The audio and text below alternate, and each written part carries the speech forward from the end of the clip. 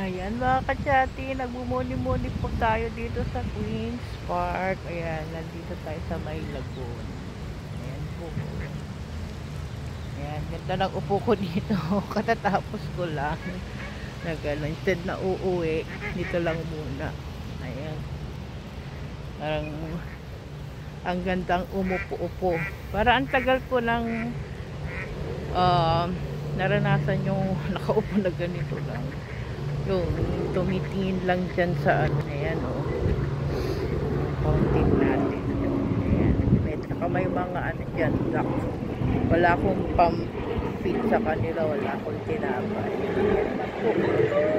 Ating ang ganda ng scenery over my head. Meron yung airplane. Yan po mga kachati. Ito lang ang gawin pag medyo pagod na yung katawan. Pwede tayong umupo, magnilay-nilay at i-rest yung ating katawan. Ayan po. Ayan.